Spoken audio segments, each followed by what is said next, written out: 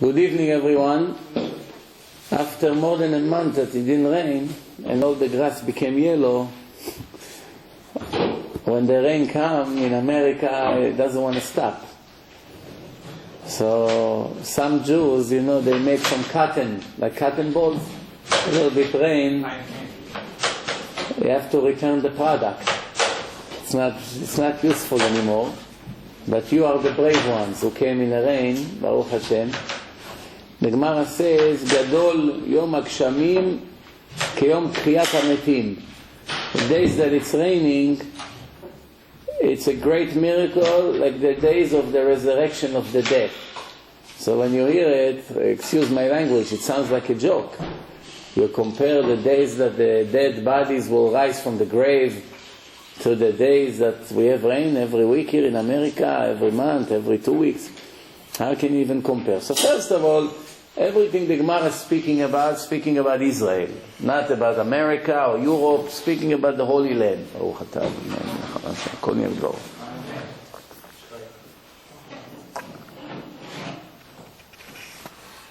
Speaking about the Holy Land. But still, in Israel you have summer, you have winter, about 5-6 months of the year you have rains, on and off. So every time it's raining, it's like a miracle, like the Tchiyat HaMetim, the resurrection of the dead. So the answer is, of course, why not? Why are we surprised? What's the difference between miracle and nature? Only one thing. They're both actually miracles. It's the frequency. How frequent, how often you have it. Something that you got used to, it happens every week or every month, you just stop getting excited from it. The first time people saw rain, believe me, it was a very big miracle for them. Everybody hid. That was probably in the time of Adam. When Adam saw the first rain, I'm sure he was very shocked. All of a sudden water falling on him, out of nowhere. Second time a little less, third time a little less. Until after 10-20 times, that's it. Everybody got used to it. I always use these examples in the seminars. What happens if it will be a pink rain now, or a green rain? Now, tomorrow morning. What will happen to the world? All the stock markets in the world will crash. Nobody would know what it is. Wow, it's the end of the world. Maybe out of space alien occupying the world and they poisoning us. Who knows? There's all kinds of theories. Everybody will be very nervous. By the time they will realize it's just a change in nature, it may be too late for us. The damage will be tremendous. But what happened? In the first day, if it's going to be a pink rain, everybody will hide under their beds. Nobody will go to work. You won't see people walking in the street with umbrellas. Because everybody think, who knows? Maybe it's a chemical weapon, it's an atomic war. Who knows? Who knows? But the second time, a week later, when it rains again, already you see about 200-300 people on the streets. They saw last week, nobody died. They're now brave, they go. They have business to take care of. The third time, 50% of the people walking. After 6-7 times, everybody got used to it. Now what happened if a person was in coma? Imagine the Prime Minister of Israel, Sharon, open up his eyes after 4 years of sleeping, and he see pink rain. He will be very amazed when everybody walks with umbrellas, business as usual. So you see that in the first time was a big miracle. The second time it was less and less until it became nature. Nature people got used to. That's all the difference. So the Gemara says, just because people are not amazed when it's raining so much, it's because they're used to it. But really, realistically, it's exactly the same miracle like taking a dead, a dry skeleton from the grave after, 500 years it's there and make it a human being again. That's no difference. This is a miracle and this is a miracle. So we should know. We have in the Jewish calendar special days. During the year we have special days.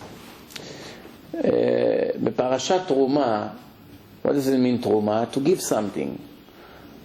So it says Kruli Truma. Take donation for me. Not give, take. So everybody explained, because when you give, you're actually taking. You give, you're actually taking. Everything you do for others, you actually do for yourself or for your own children.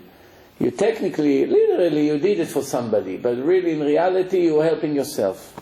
Because if this person will not give it back to you, Hashem will. One way or the other, you'll get back for what you did. It's like planting a seed in the ground.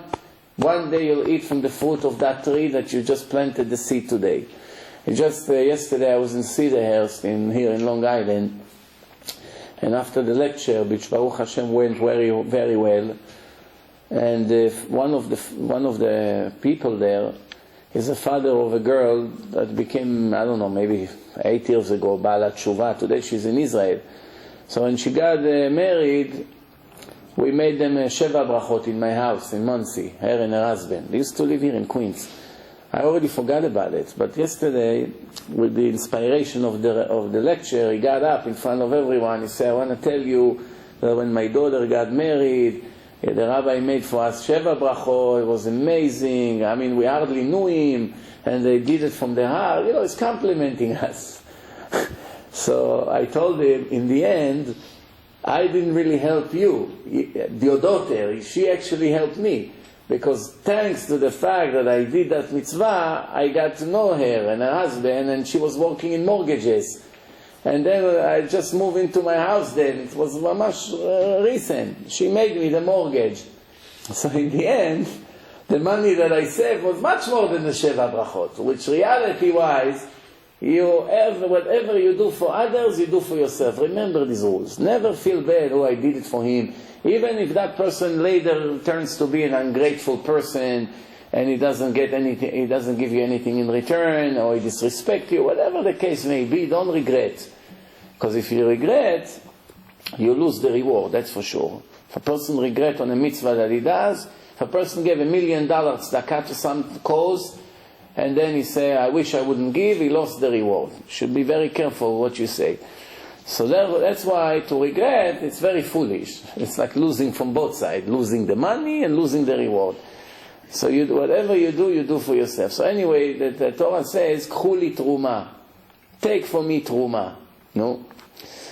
So Chazal say, what does it mean, this truma? When the farmers cut their weeds, they give. There are 3 ways of giving. Generously, not so generously, and very bad. Bad, good, and mediocre, in between. What's considered good? 1 out of 40. Every 40 weeds, 1 you take out, you give it to the Kohen in Bet HaMikdash. So that's called generous. Average, mediocre, 1 out of 50. How much is 1 out of 50? 2%. Stingy guy, he gives 1 out of 60. There's no choice. Less than that you can't give. You have to give it at least 1 out of 60. That's called Ayin Ra. So, it's very interesting, because when we review now, in the Jewish calendar, we have something very interesting. The Torah is speaking about 3 different kinds of metal. Zahav, Kesef, Unechoshet. Gold, silver, Nechoshet is bronze. What? Copper. Copper. Yeah, copper, it's the right word. Copper. Why? What's the secret in all those 3 words? Let's see one by one. What's Zahav? We have 3 letters. Zayin, Hey, Bet. Zayin, it's 7, right? Symbolize Shabbat. Now we're going to go to all the special days in the Jewish calendar throughout the year. Pay attention. Zayin, Shabbat. Hey, it's the 5th day of the week. And Bet, Zahav, Hey and Bet, Monday and Thursday, when we take out the Sefer Torah. It's special days. It's better than Wednesday or other days that we don't take the Sefer Torah, as far as this. Then we have Kesef. Chaf, Samech, Pei. Chaf, Kippur. Yom Kippur. Samech, Sukkot. Pei, Purim and Pesach. So Kesef, right? Then Nechoshet. Nun, Chet, Shin, Taf. Nun, it's Chag HaNerot. Which one is Chag HaNerot? Chanukah. Okay. Chet, Chodesh. Rosh Chodesh. Chet. Shin, Shavuot, and Shmini Atzeret. Taf, all the Ta'aniyot. Ta'anit Esther, Tisha B'Av, 17 B'Tammuz. We're getting there now. This is now, we're entering now Tammuz on Shabbat. 17 days after, the ambush on Jerusalem started. Actually, the beginning of that, the 3 weeks, starting. So, this is Zahav, Kesef, Unechoshet. That's one of the secrets inside the Torah. You know, when people, in the times when the Bet HaMikdash, the Kohanim did not have to worry about their parnasa. Why? They had all kinds of incomes. Wheat, barley, fruit in the Bikurim of the 3 festivals. They got every firstborn animal. The leathers from the animals they used to sell to make tefillin. They need the leather, right? So they sell some of the things that they got. They used to make things. They can make couches from that. They can make clothes from that. They can make all kinds of things, you know. From leather, you use it, so you make good profit. So from all over, they had income. Plus, all day they were eating shish kebab. Morning, afternoon, breakfast, free grill point. Don't have to pay for every spoon $10. Yeah, but the problem is, like everything good, when you eat too much, you vomit. You don't like it so much. If every day you eat shish kebab, hey, Rabbi, change to something else. So they used to have a doctor in Bet HaMikdash checking them. The meat was much healthier than today.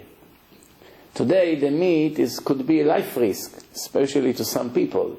Some people suffer from cholesterol more than others. It's not necessarily only connects to a weight. We think that every heavyweight should have cholesterol. No. You know the sumus in Japan? Those gorillas, the sumus, 400 pounds? I once read an article that they have less cholesterol than any average person because they eat special food. They're very fat and heavy. And they don't have any cholesterol. I know some Yemenite guys, they look like a scarecrow. You make a fool, they fly with the wind, and they have high cholesterol. Yeah, they take pills. So, you know, so it's not necessarily only overweight, okay? Anyway, so in the time of the Bet HaMikdash, we used to have a special doctor to check them. So why today the meat is much worse than before? Because today everything is artificial, almost everything. They inject all kinds of steroids, water, they inject water to the meat, all kinds of things. We don't even know. They antibiotics to the cows. They inject a lot of antibiotics because a lot of them become sick. And every cow that dies is thousands of dollars lost. So they don't want to take a risk. So they inject a lot of antibiotics against all bacteria and germs. Sometimes the needle, when they inject it to the stomach of the cow, it makes a hole in the stomach and makes the para taref. Very dangerous. So some of the rabbis, they know how to check it very well. Some, they're not aware of it so much. Chas v'shalom, you can buy a glad kosher meat, and in the end it was taref completely because of that hole, of that long needle. So anyway... I thought they only checked the lungs when they... No, also if the animal has any wound inside, any broken bones or holes in the inside organs, it's also not good. So the Kohanim used to get income from all over. What about the Levim? The Levim also got. The Levim got Maaser Rishon, they got all kinds of things. But the Levim also had another job in Bet HaMikdash. Besides the Kohanim that were enjoying the meat, the Levim used to be in a choir, singing and playing very nice music. The music of the Levim was so beautiful, like a miracle. People from miles away, they heard their music. It's like the music flying with the wind all over. Chazal say that if you hear the music that they were playing Bet HaMikdash, you feel like your soul is coming out. It's like music that you cannot imagine what an impact it makes on a person. The violins, all the special tools that they use, all the instruments. So the Midrash says a very interesting story. The Midrash says, על נהרות בבל שם ישבנו גם בכינו, וזוכרנו את ציון. This is in Psikta Rabati Lamed Aleph. That's the source. So it's speaking about the kina that we say in Tisha B'Av. It comes from Tehillim. This pasuk. Al na'arot Bavel, sham yashavnu gam bachinu bezochrenu et Zion. We used to sit on the rivers of Babylon and to cry when we remember Zion. Why? After the Bet HaMikdash was destroyed, where did the Babylonians send the Jews to? To Babel. So it's like you are in Israel, they throw you out to America, you sit in Los Angeles and you cry for the days you used to be in Yerushalayim. You know? Everything Israeli reminds you of your beautiful days there, where you grew up. A person always remembers the place where he grew up. He can never forget it. So anyway, so it says like this. Amar Nebuchadnezzar laleviim. Nebuchadnezzar was the wicked midget that destroyed Bet HaMikdash. Nebuchadnezzar. He came to the Leviim in Babylon now. Now when the choir went to the exile in Babylon, so he came to them, he knew that they're playing unbelievable music. So he says to them, why are you crying? Instead of playing music, you're sitting and crying? Play for me some music. Take your violins and play some music. Let us enjoy. Play the same music you used to play in Bet HaMikdash, in the Holy Temple. So the Leviim, they became very depressed and shocked. Not only he destroyed our temple, not only he took us out of our land, out of our homes, he brought us here like slaves, he wants us to play for him music? Mentally, how can we play music when we're so depressed? But to tell him that they don't want to do it, obviously it's a death sentence. So what did they do? They chopped all their fingers to pieces, some of them with their teeth. They were biting their fingers off. So once you're missing fingers, obviously you cannot play violin, all right, or any other instrument.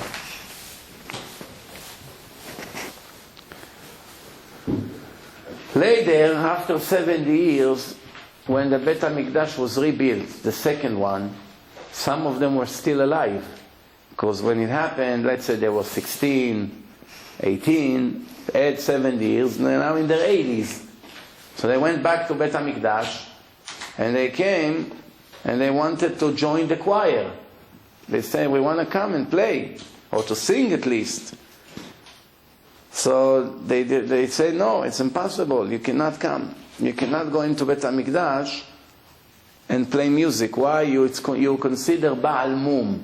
You have a physical defect. Somebody with a physical defect cannot serve inside the temple. So they said, it's not fair. We don't have a birth defect. We were not born with a defect. Our defect, it's because we are righteous. We sacrifice our health and our body not to play the Bet HaMikdash music to this wicked person.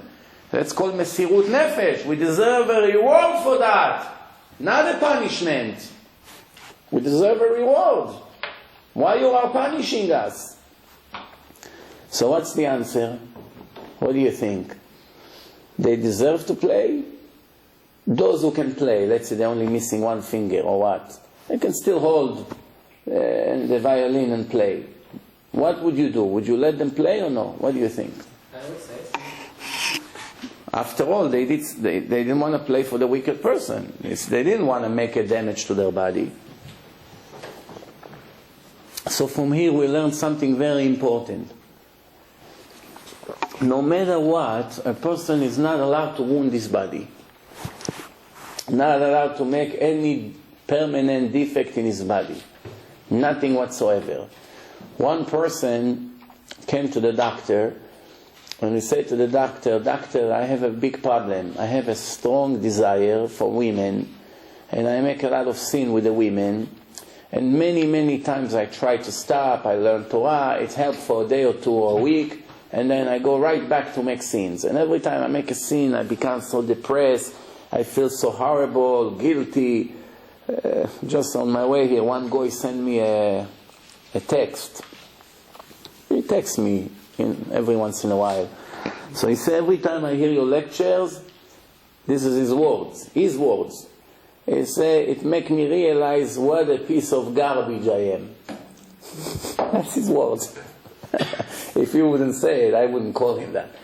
And this is a very good guy that wants to be close to Hashem, want to be righteous, and even thinking and talking about conversion.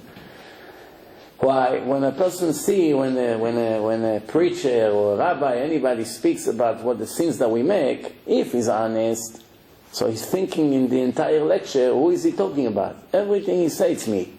Speaking about this, it's me. Speaking about that, it's me. Speaking about stingy, it's me. Speaking about pride, it's me. Speaking about Avodah Zarah, it's also me. So I worship idols. I have my own idols. This movie star, this basketball player, this is all idols. What do you think? All kinds of things. So anyway, so the person went to the doctor and said, doctor, I want you to make me a surgery that I won't be able to be with a lady ever again. That's it. You make me with a permanent defect, and like this, I will never sin again. Same thing, a person that comes to the doctor, make me blind, that I won't be able to look at things that I'm not supposed to.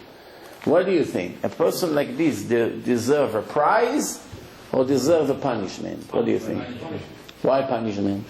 Why is he doing it? Do you know what a sacrifice it is to lose your eyesight? You're not going to be able to enjoy the world. Someone that is blind, the Torah consider him like a dead person. Iver chashuv kemet. He cannot see anything. He can't even enjoy the taste of the food. If you don't see and you don't smell, you don't enjoy the food. Did you know that? Have a test. Take like a handkerchief or something, put on your eyes that you cannot see.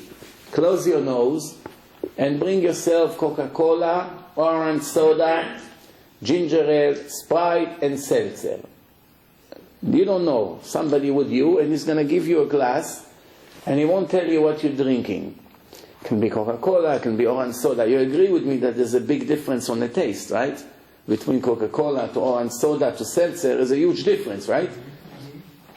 I promise you, try it, that you won't be able to tell the difference in your mouth. You won't be able to. You drink, you won't know what you're drinking. Why? Your eyes and your nose does not work, you lose your taste. It's all the five senses are connected. It's very interesting. When a person loses one eye, the other eye becomes double, stronger. The power that you lost from this eye goes to the other one. When a person becomes blind, his smell sense becomes a lot stronger, and his taste.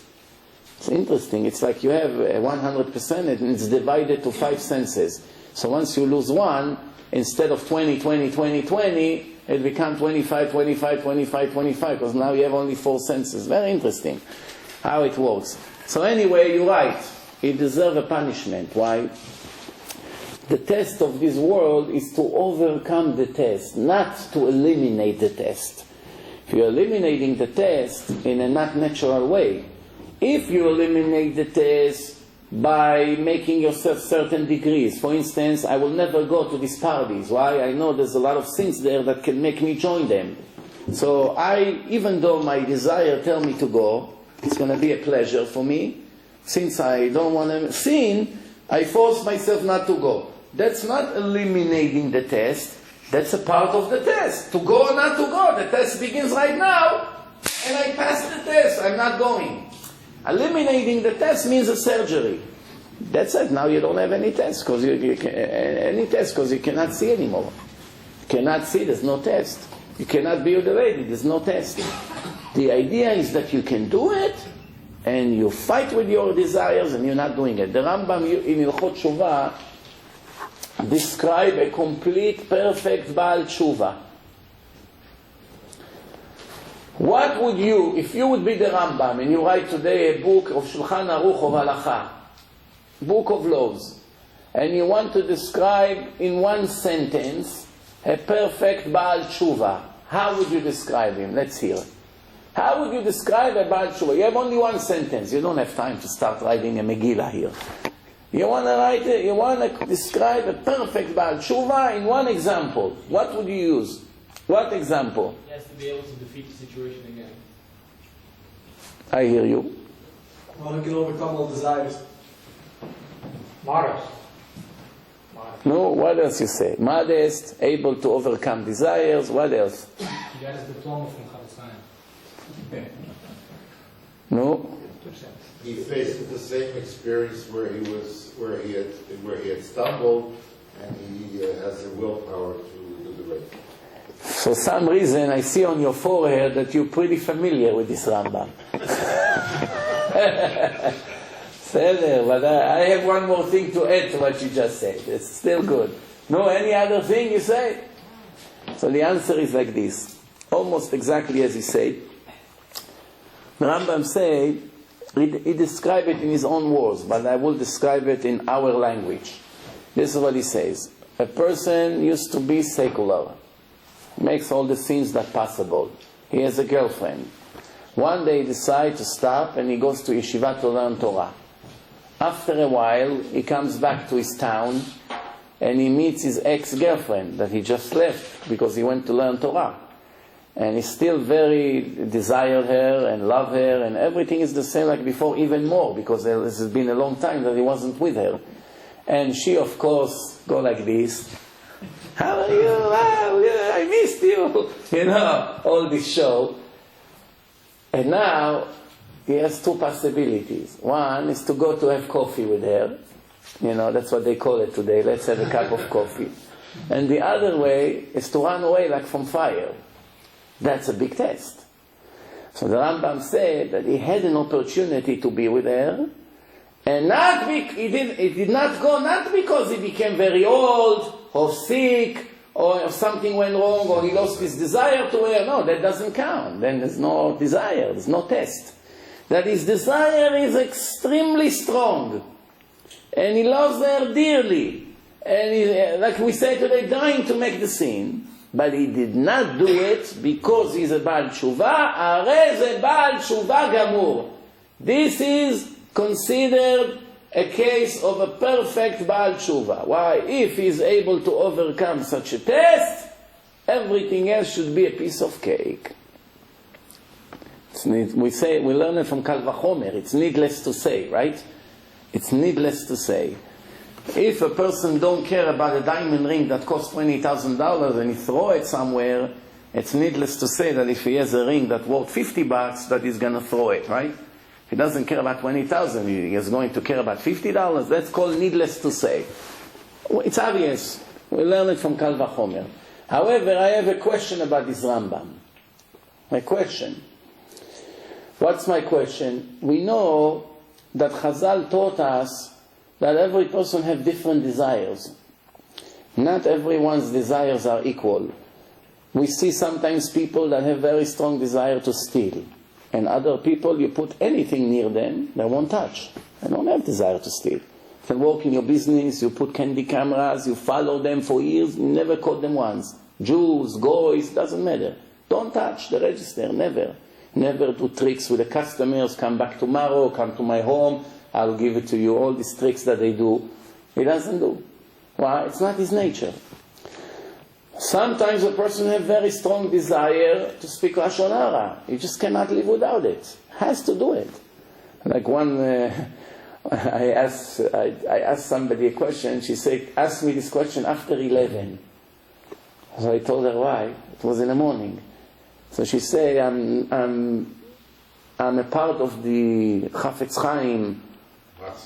What do you call it? Machsom Lefi. Yeah, Machsom Lefi. A block to my mouth. Up to 11 o'clock, I accepted not to say one word of Lashon Hara. So I wanted to tell her, you fool. If you already do it to 11, why don't you do it all day? What does it mean, ask me after 11? After 11, you're allowed to speak Lashon Hara. Why they tell you up to 11? Because they hope you'll be clever enough that if you didn't speak Lashon Hara from the minute you woke up until 11, you stretch it to the rest of the day. But sometimes it's hard to be tzaddik for a long time.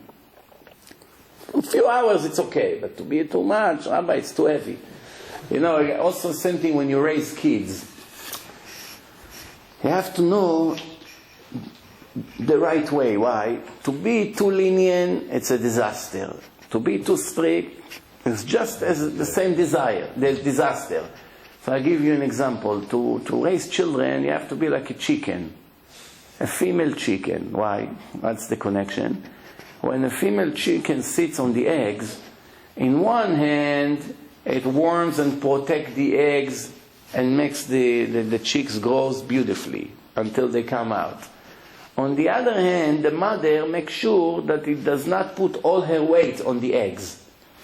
She has to go like a little bit lighter. You know, when you walk on something, you don't want to put all your weight on it. Why? If she puts all her weight right away, it's smashed, crashed. That's it, you kill them. Same thing with the kids. That's what Chazal say. Yad yemin mekarevet, yad smol docha. The right hand pull them towards you with love and warmness, and the left is tough. Left is always judgment. In Judaism, in Kabbalah in general, the right is mercy, the left is judgment. Same thing. Water is mercy, wine is judgment, because it's like blood. Many examples, like light and darkness. So it's mercy and judgment. This is how it goes. Today, I think that you have to use your right much more than the left with the kids. In the old days, kids used to accept toughness with certain understanding. I know my parents want my favor and they're tough with me, so they cooperate. Today, as soon as the kid sees that you're tough with him, he rebels against you. You get nothing with that. On the other hand, if you let them do whatever they want, they destroy you. Age 14, 15, you're afraid to come home. You have a gangster at home. So what's the solution? Sometimes there's no solution. There's nothing you can do. Whatever you do, it doesn't work with him. So the only option sometimes is to stand every day and cry to Hashem to help you. Like in everything else in life. Just when we realize that there's nothing else we can do with our ishtadlut, with our efforts, what do we have left? So cry to Hashem. Well, that's it. Anyway, he does everything for us. Also, he'll do a little more. We'll do a little more.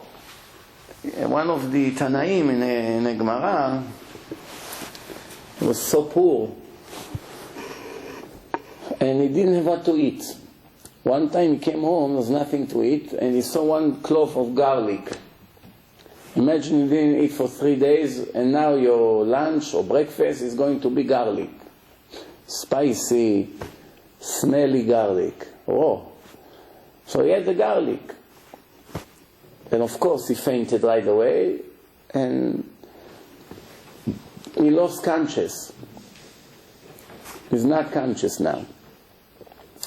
He sees, now the people that came and saw him laying down, they saw that he smiles, and like sparks coming out of his nose. Later when he woke up, they asked him, why you were smiling? And we saw like sparks coming out of your nose. So he said, I saw Hashem speaking to me. He saw Hashem for real. Today we have a lot of crazy people. They call and say, Rabbi, I see Hashem, I see Eliyahu Navi, I see this, I see that. People like this, unfortunately, they need a psychiatrist. Yes. If people see them in a dream, that's a different story. It can be demons. There's demons who call Yehudae, like Jews. The name of these demons, there's a different kind of demons, it's called Jews, the Jewish demons. What does it mean? This is demons that come to you in a dream and they have the ability to look like any rabbi that they want.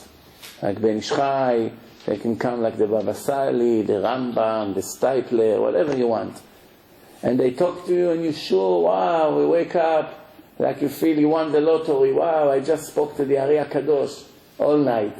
And in reality it was this demon playing with you. You understand? And these demons are very, very small. They go into the ears of the person, deeply inside, and they whisper things. And when the person wakes up, he thinks that I was speaking to somebody, we're whispering in his ears. It's hard to understand how it works anyway, but just to give us an example. So these demons, they play with us. But today there are people, not when they sleep, when they're up. I see God, I see this, I see that. They need treatments. They really do.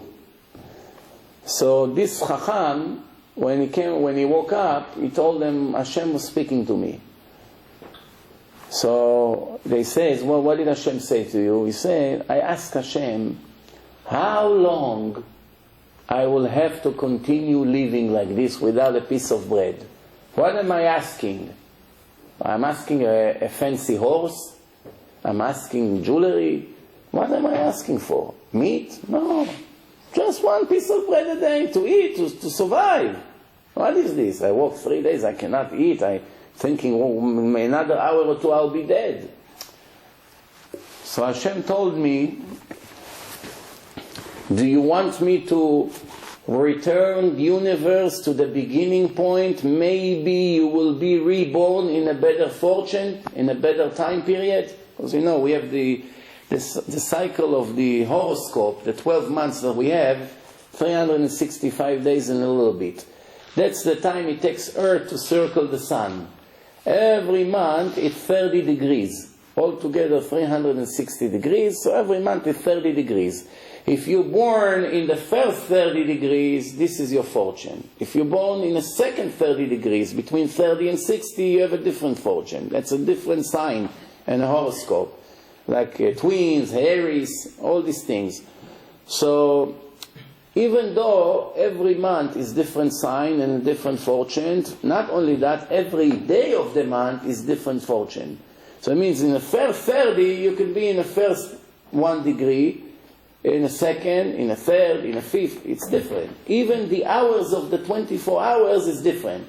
Which means if the baby is born let's say on Dalet Be'adar, which is the 4th day of the month of Adar, it makes a big difference what time he was born. 9 o'clock in the morning or 6 in the evening.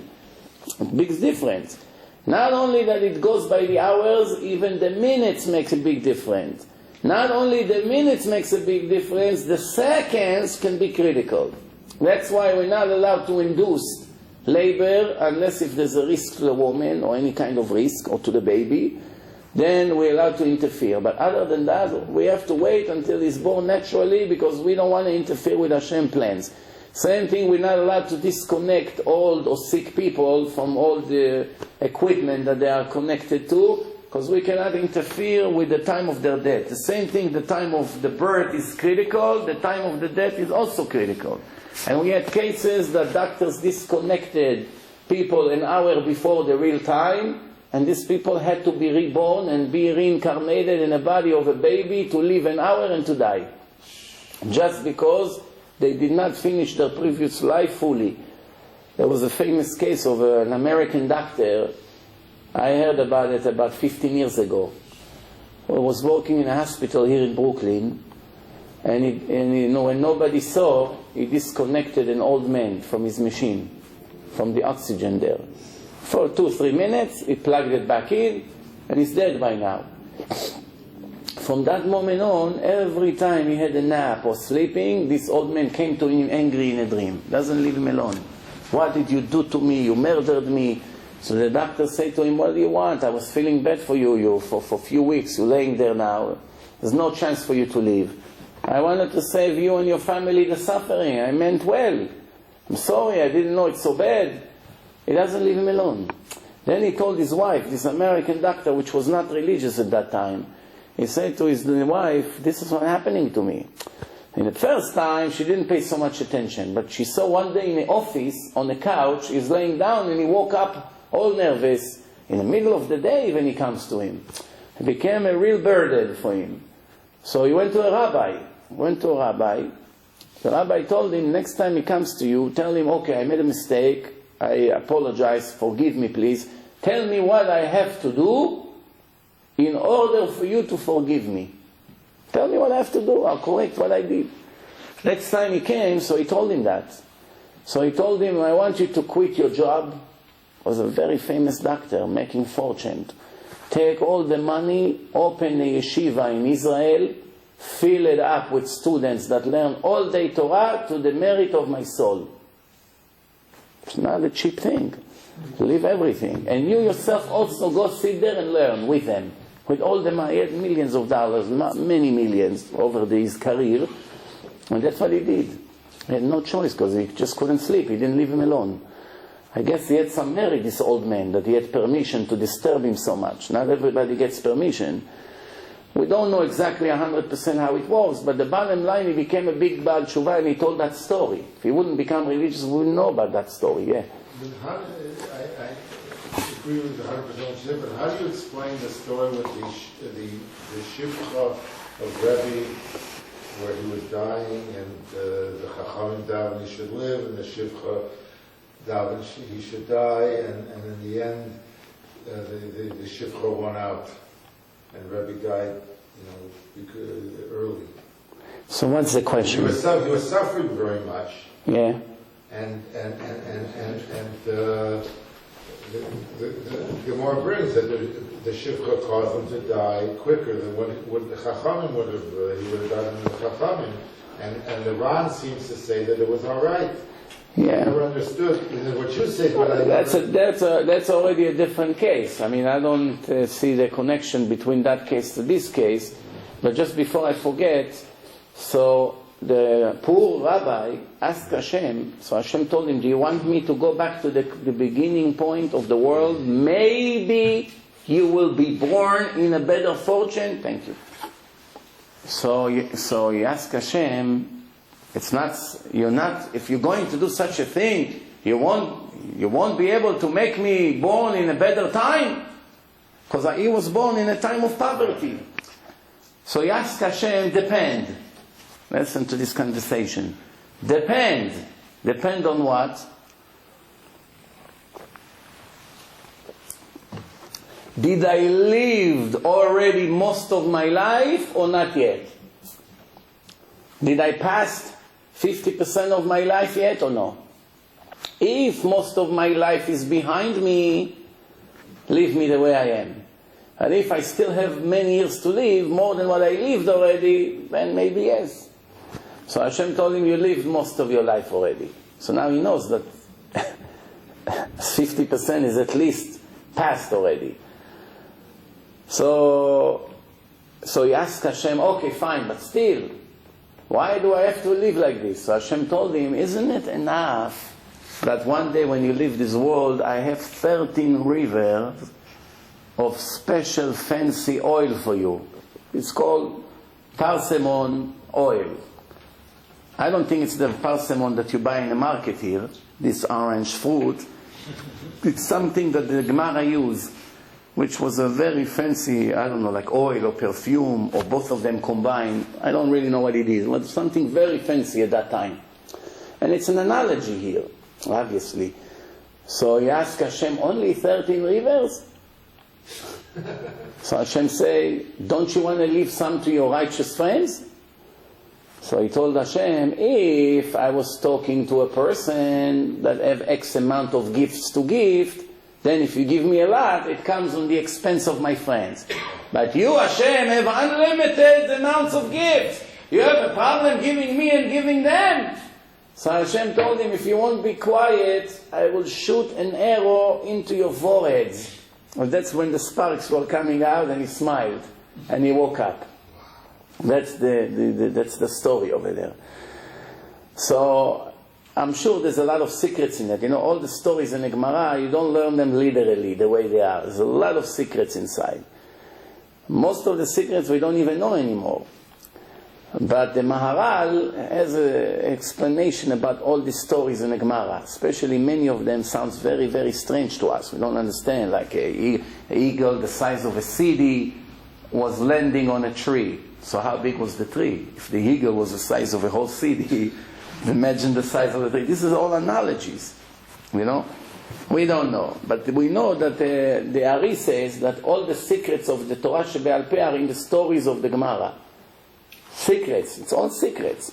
Chazal hid the secrets inside. Because some of the secrets were in such a high level, they're not for ordinary people. Only for very, very big Chachamim. So anyway, going back to what we said, a person is not allowed to eliminate the test by making a physical change in his body or anything like this. He has to pass the test. And the test comes, he has to pass the test. But he's not allowed to run and look for the test, as David HaMelech did. David HaMelech told Hashem, why I'm not going to be one of the wheels of your carriage. You have Abraham, Yitzchak, and Yaakov, 3 wheels. You need one more wheel. Let me be the 4th wheel. So Hashem told him, you cannot be. So he said, why not? I'm not righteous enough. I dedicate all my life for the truth, for Hashem, to praise you, to do mitzvot. What? I mean, what else do I have to do? So Hashem told him, they had very, very difficult tests, and they passed the test. You didn't really have a massive test yet. So he said to Hashem, okay, so test me. Right after that, you see Bathsheba on the roof of the building next to him. And he failed the test. From here you see that when a person says, give me a test me, don't be a hero. It's better to stay where you are. You want test, you fail the test. You'll fail the test. Shev ve'al ta'aseh adif. We have a law in Judaism. When you don't know where to head, stay pause. Pause. Don't go. Not left, not right. Why? To stay where you are, it's sometimes better than to make a choice when it's the wrong choice. So now you're making a sin with your hands or with your legs. If you stay like this and you do nothing, it's better than to actually do something negative. Don't move. You don't know where to go. Why do you choose in a direction? Right? Left or right? I don't know where to go. Maybe right is good, maybe left is good, who knows? So since I do not know what to do, I'm staying in my situation. There's another very important rule, you have to remember it. It's called Bari Veshema, Bari Adif. Bari Veshema, Bari Adif. Translation, certain and maybe, certain is better, always. Which means, not that the maybe is bad, maybe it's good, we don't know. Right? I'll give you a few examples. You have a yeshiva for your children that everybody for 20 years recommend that is a very good place to raise children. Everybody. Today it's almost impossible to find a place like this in the world. It's very difficult today to find a place that everyone recommends. But let's assume it's possible. So a place that everybody recommends, and a yeshiva that some people recommend, some people criticize. Maybe the people who criticize are just evil, jealous people that wants to make bad reputation to this yeshiva because of personal reason. Maybe. I don't know. Maybe they're lying. Maybe they're making a mistake. We don't know. But maybe they're right. Everything is possible.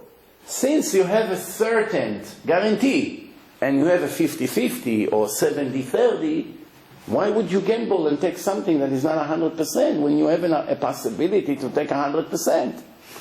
Always, always in business, in marriage, in children, in relationship, in partnership, in stock market, when you have 2 possibilities, this is guarantee and this is not, you don't touch the maybe. Don't use your heart, use your head. Now here is another example. 2 people come to collect tzedakah from you. One you know that is 100% reliable. You know, you don't believe, you know. You know him, you grew up with him, you saw him how he behaves with people, you saw what he does with the money, you saw everything. You know, he lives a simple life, he's not a fancy schmancy person, everything he gets donations he return right back to the public, and the other one you don't know who he is. He looks very impressive, but not everyone who looks impressive is really impressive. You don't know. Who should you give all your money to? You may say 50-50. They both Jews, no? Why should I deprive one from the other? The answer, no, my friend. Everything to the first one. Why? Because on the first one there's no maybe it's going to a waste. On the second one there's a maybe. You want to risk your money? Shouldn't. Same thing in investment. Same thing is giving a loan to someone. If you have a friend that you gave him already 20 loans and he always pay back on time, and then you have a person that for the first time asking a loan, and you cannot lend both of them, only one. He wants 1,000 and he wants 1,000. Who do you give the 1,000 to? The one who returned already 20 times. Why? Guarantee will return it, as much as it's up to him, unless if he die or something. As far as it's his concern, he will get the money. The other one, I don't know him. He looks nice. He has a very long beard. But the beard doesn't pay back the money. You know? Huh? Still a mitzvah. Still a mitzvah, but the question is, do you want to risk your money? I always say, in the old days, when a Jew wanted you to give him a loan, it was a very big mitzvah. Why? There was a chazakah, a certainty, that he's going to pay back. He's sincere, he wants to pay back. He needs a loan right now, he said, I'm going to pay it in a year. There's a very high chance that he will pay back, because people used to be mostly kosher, almost everyone. There was always crooks here and there. Obviously, you see all the Gemara, Baba Batra, Baba Metzia, Baba Kama, speaking about crooked people. Who do they speak about all these Gemaras? So the Ganav, he stole the ox, he slaughtered the ox, how much he pays, you caught the thief. Obviously, the Torah was given to people in that time that were not perfect. Needless to say today, that is million times worse, but there's always crooked people, always. Even in the generation who heard Hashem, there was bad people. They heard Hashem and they put a statue after, or a golden calf. Never been perfect, unfortunately. So when you see a situation like this, and in the old days when people used to pay back, there was a mitzvah to give. Today, it's almost guaranteed that the person that asked for a loan will not pay you back. Why? Check the statistic today. Check every 100 loans that people take. Check how many of them are returned on time. You'll be very surprised that a large portion of them are never being returned. That's what the Torah says, Lover rasha velo yishalem. When people borrow, they are very righteous. When it's time to return, they're not so righteous. There was a case of two Jews that one borrowed money from the other and he doesn't pay back. The other one calls him, comes to his home, check where he is, goes to the synagogue, going crazy. He's avoiding him. You know how it is. When he comes to knock on his door, he screams from the window to his children, I'm not home. He doesn't care that he hears. Just don't let him in. So now he's going to the rabbi, and he asked the rabbi a very interesting question. He said, Rabbi, I want to take two big gangsters, two gorillas, pay them a few dollars, and attach them to him, that they will walk step by step whenever he goes. He goes out of his home, they follow him all day. He goes to his work, they sit next to him in his desk. He goes to shul, they come, they sit by him in the shul. Two big gorillas, you know. This, not to touch him, not to break his bones, not to do anything, not to choke him, not to take the money forcefully from him, no. Just to disturb him and to embarrass him, because when you walk with two gorillas like this, everybody understands what's going on here. If they're bothering you, you know. What do you think was the answer? Allowed or not allowed? Not allowed. Not allowed. He has to come from his... Who said allowed? Wait, one more time, please. What was it allowed? Who said allowed? Only one person say allowed?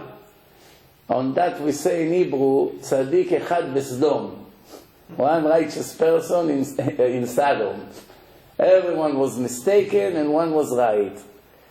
Of course he's allowed. No problem whatsoever. He is allowed even more than that, but that's not the time to say it in front of the camera right now. I don't want to give the wrong ideas. But how? He answered in the rabbi with a case that was 100 years ago in Baghdad with the Ben Ish Chai. The Ben Ish Chai was asked about one Jew that put another Jew in jail because he did not pay him back the loan. It was a big amount of money. He doesn't play games. He had connection with the police over there, the Arabs. They put the guy in jail. And now Pesach came. Leila Seder. Tomorrow it's Leila Seder. So the family of the crook went to the Ben Ish Chai to beg him to order that Jew to cancel his complaint, that their father can come out of jail for Pesach. So the Ben Ish Chai says to them, until you came to me to ask for mercy and forgiveness for the person who's not paying back his loan, let's talk about a different mitzvah from the Torah, that you have to pay back the loans that you took on time. That's just as important mitzvah. They came thinking the rabbi will feel bad for them. The rabbi said, let him sit in jail until he pays back the money. Understand? Torah, it's not hard. It's common sense. You cannot have mercy on the crook, because by having mercy on the crook or the criminal or on the murderer or on the Mechalel Shabbos, it means that you disrespect the righteous. And Chazal already said, everyone who has mercy on the cruel people, for sure, one day will be cruel to the righteous people. Guaranteed. Why? That means that you're functioning the opposite of the truth. If you see a liberal Jew that speaks against Israel, against the Torah, and is pro-Arab, pro-Palestinian, pro-Hamas, these boats, Imach Shimam v'Zichram, that come, these provocatives with knives to kill the soldiers, and he's saying, what kind of army we are, why we didn't let them in. Somebody like this is the biggest enemy of the nation of Israel. The biggest enemy. He is much more dangerous than the actual terrorist. Why? Because the actual terrorists, everybody knows, they are the murderers. They're coming to murder us. He's sitting among us. It can be your uncle, it can be your cousin, it can be your neighbor. He's going to sit with you in the same table and sometimes in the same shul. There's a place where I used to go, and I still go there, once in a while to give lectures and weekends. And there was one lawyer over there. He has a yarmulke, believe it or not. He's worse than Arafat. 100%, without a doubt, in his opinions. You should see how he talks. Everything comes out of his mouth to protect the murderers, the filthy haters of Israel. 100%. What about us? What about us that's fighting for our life? That's not his concern. Always about the terrorists, about their rights, about in jail, what United States does in that jail, and this. I said, but what about the innocent people that are murdered by them? What about them? You don't feel bad to release the murderer? What about the families that sit and cry for 30, 40 years? Nobody cares about them. Everything the opposite. That's what happens when you're not connected to the Torah. And this is a guy who walks with the yarmulke. He goes to shul on Shabbat. Walk. Doesn't drive. He walks. He's a modern Orthodox Jew. Amazing. He's not a foolish person. He has a very high degree from a very good university. He's a successful lawyer. Now I heard he lost all his money in one shot. Something like Madoff. Maybe it was Madoff, I don't know. He got wiped out. He lost his big mansion, everything. Maybe Hashem wants to wake him up. It's about time before it will be too late. But you should see the arguments that we had. Unbelievable. The Torah says, when you have a Jew, your brother, to save, or a Goy, who comes first? Your brother. Same thing the Goyim. When the Goyim has their own brother and a Goy from a different nation, they have to save their own brothers. Right? If an Iraqi Arab has an Iraqi Arab to save, or a Persian Arab to save, he has to save his own nation first. They all come from the same parents. It's common sense. It's not prejudice or not anything else. So he said, no, absolutely no. I will help the other one. I'm going to help the other one first. Everything the opposite of the Torah.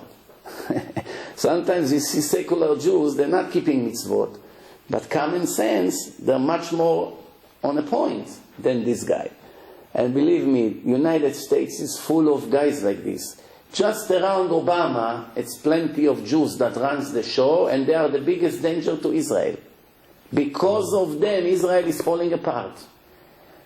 The good news is that when their time comes to pay for what they did, their punishment just will never end.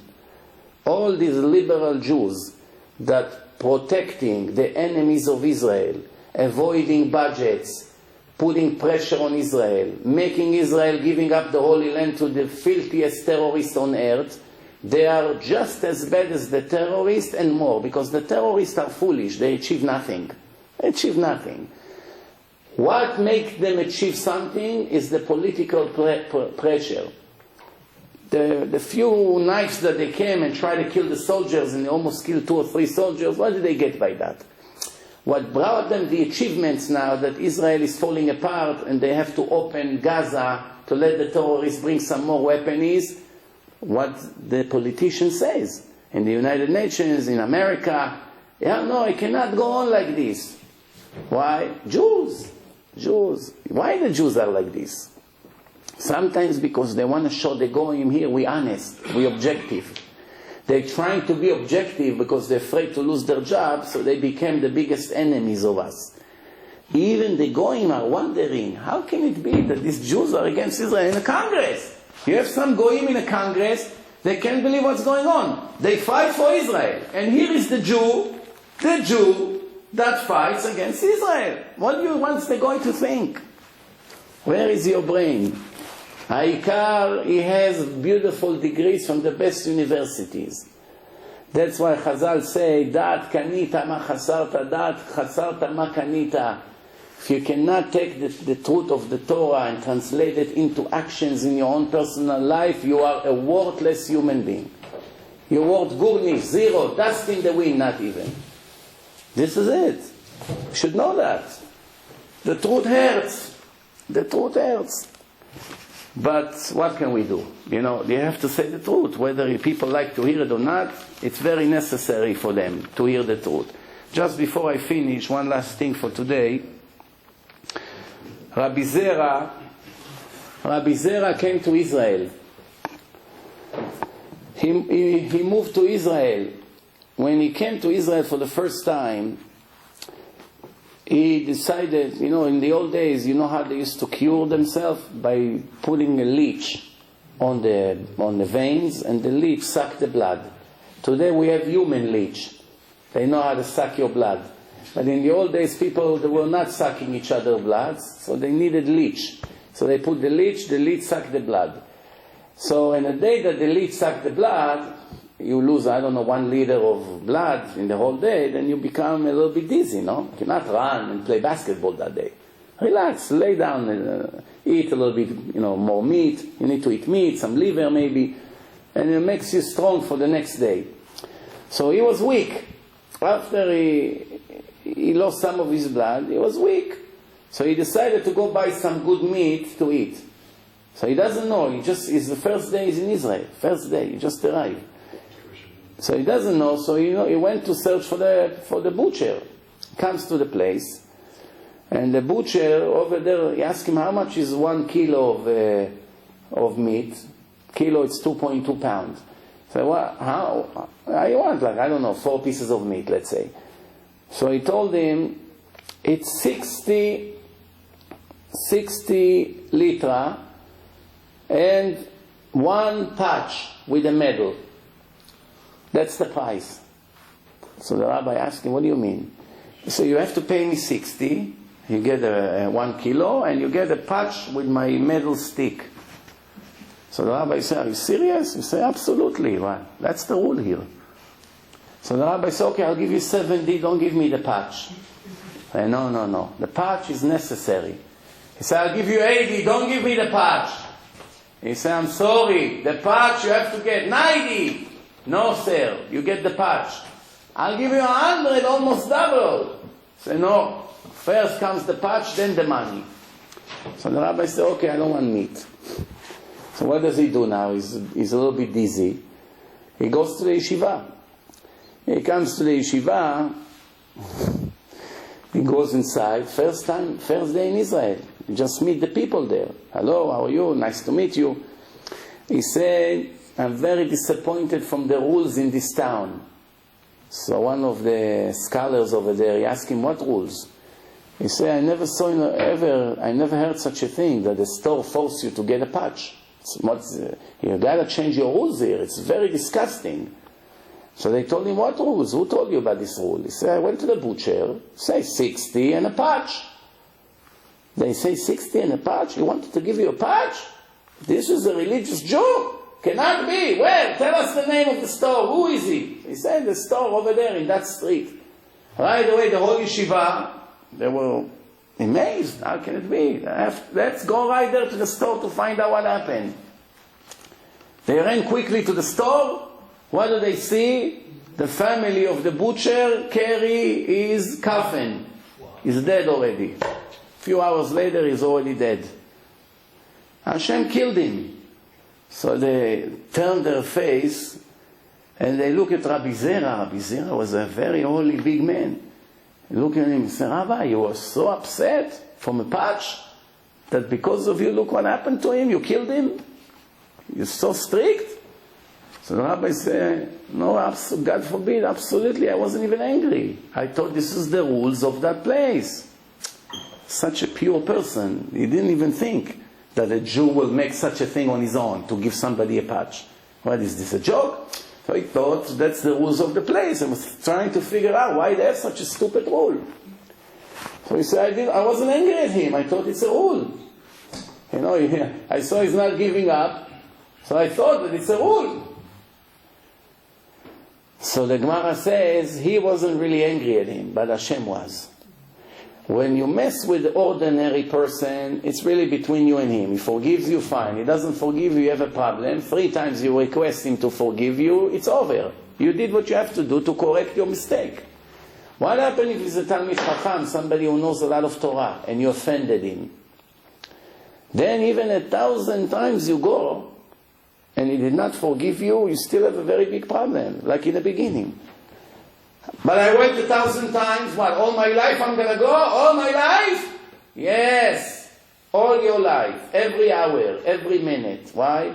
You don't want to die with an open case, that you insulted a big rabbi, or did something to him, or stole his money, or anything like that. You have to know who to mess with. If you're a fool that wants to mess with people, mess with the right people. Don't mess with the wrong people. Because sometimes one incident that you have with one chacham is worse than 1,000,000 small incidents with other people, as far as the punishment, the outcome. One Rabbi was teaching in class, elementary school, in yeshiva, and he insulted a boy deeply. Amash crushed him in front of the whole class. Unfortunately, today it's very common. It happens every day in different yeshivot and schools in the world. Not to talk about public school. Over there it's physical punches over there. You know, metal detectors you need. Every day that a teacher in a public school returns home to his wife and children, it's already, he should make Birkat HaGomel. Every day. Bless Hashem for another day of life that he got by a gift. Why? Who knows? You know, you got to such a... It's a war zone. War zone. Sitting with all these criminals in a class. You know? So anyway, he insulted the students so bad that, you know, the students, that's it. From that day on, he couldn't learn anymore. He lost all his confidence. Mamash destroyed him. Many years later, that student didn't even go to a higher yeshiva. He didn't get married. He's home depressed. All his friends got married one by one. What does he do? He's a bum. He's in his bed all day, like this, depressed. One time Hashem turned it around that this teacher saw one of the kids from the class and started to ask him what happened with this guy, what happened with this guy, what happened with that guy. So he told him, no, that guy is after he graduated elementary school, that's it, he went home, he's depressed, he lost all his confidence. So right away, he had some fear from Hashem, this Rabbi. So he realized it's because of me. Let me go and ask him to forgive me. People think that you can destroy someone's life and then you give him a call, 1 minute, 30 seconds, I'm sorry, forgive me, I'm so sorry, I'm embarrassed, goodbye, it's over. No. It's not like that. And even if the person says, yeah, I forgive you, maybe in his lips he did, not in his heart. The idea is to clean his heart, which means that when tomorrow he sees you on the street, he want to hug you. That means mechila. Not that he say, yeah, I forgive you, and when he see you tomorrow, he say, I wish this guy will die. Even though he told him yesterday, I forgive you, but in his heart, he's still very upset, he's wounded. So he went to his home, and he told him, please forgive me, I made a big sin to you, I regret it. So the student told him, absolutely not, how can I forgive you? You destroyed my life, you want me to forgive you? I can't, I can't, even if I want, I can't. So the Rabbi begging him, no, please don't be cruel, you know, the Torah says to be merciful. Yeah, I know, I admit. So the student told him, there's only one way I can forgive you. If you will take all the children of the class, that they're all adults today, married, you bring them all to the same school, to the same class, all of us will sit, and you stand with me in front of them and apologize to me in front of the whole class and ask for mechila, because all these people that were there that day must be in a class. So he told him, wow, it's not realistic.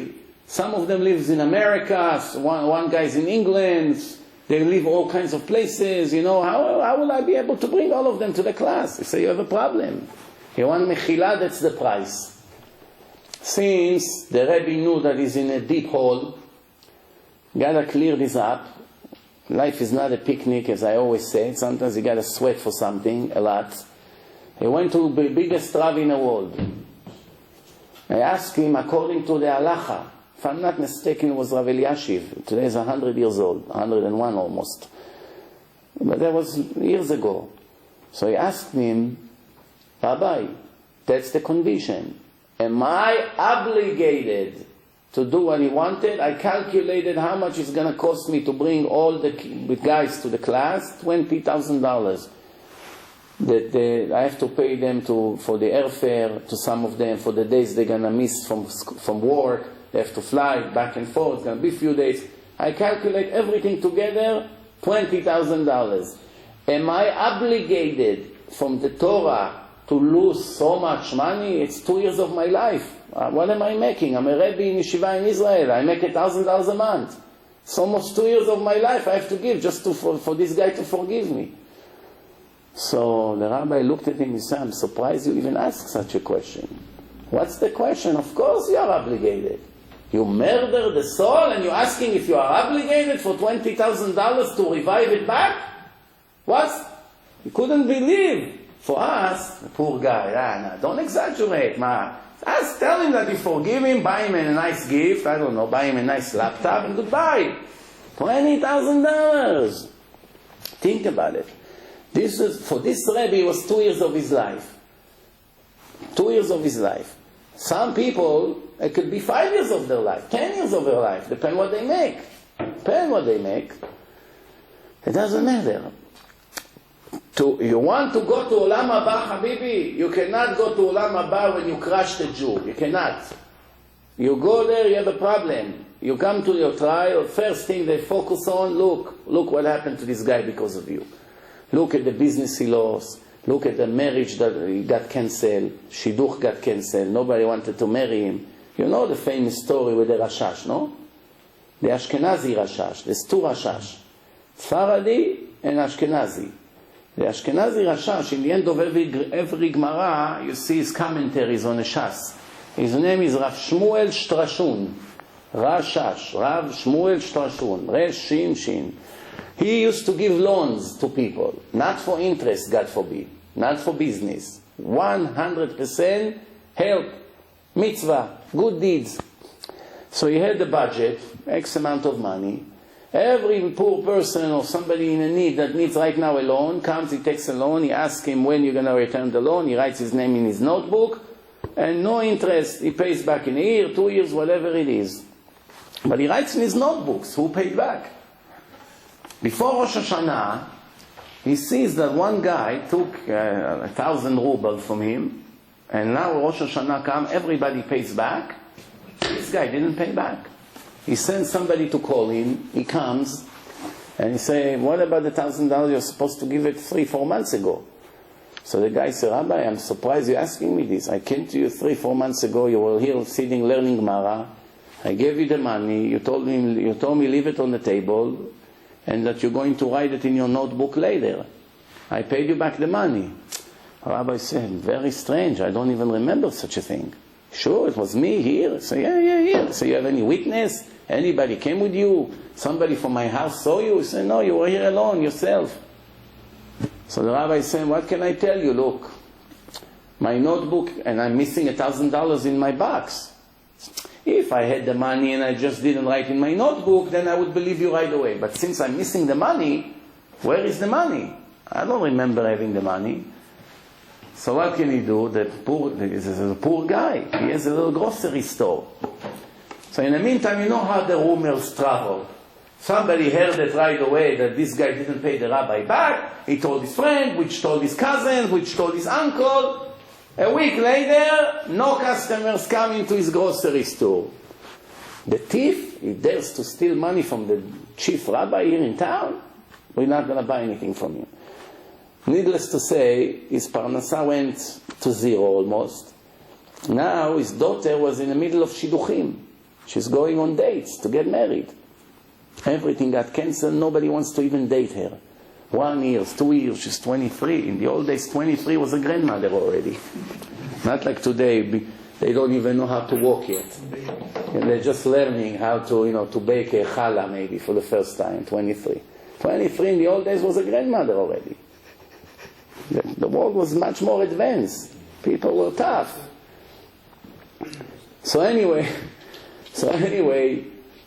the poor guy cannot marry his daughter, so they had to move out of town to a place and nobody knows about it.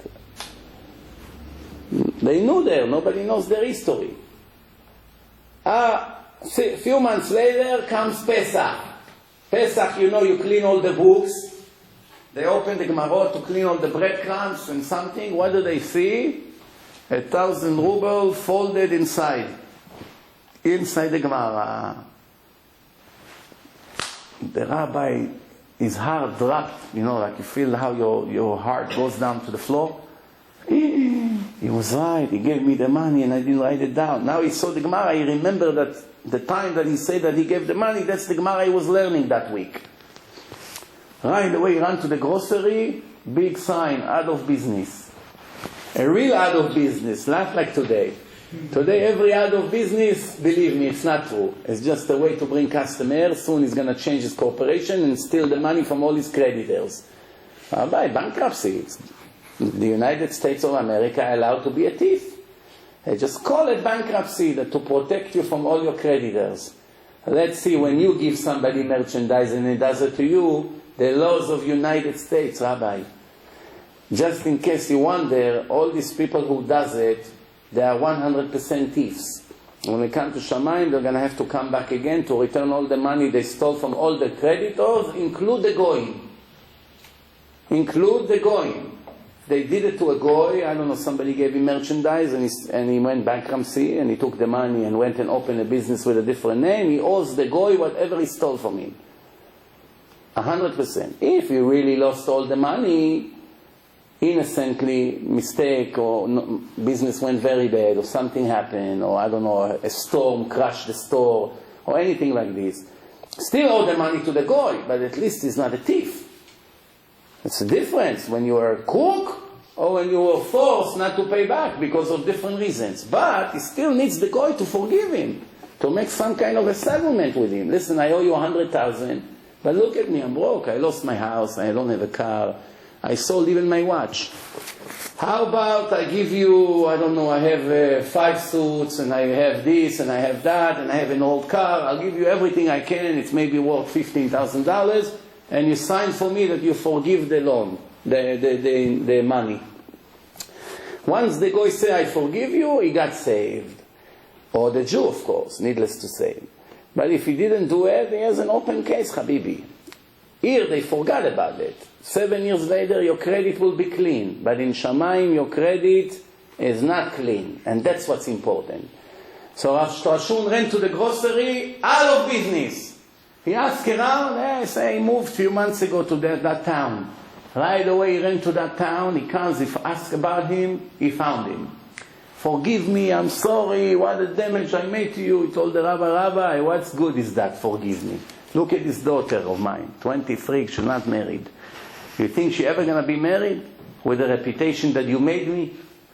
So the rabbi said, no, you have to find a way to forgive me, I'll do anything you want. So he told him, yes, I have only one way to forgive you.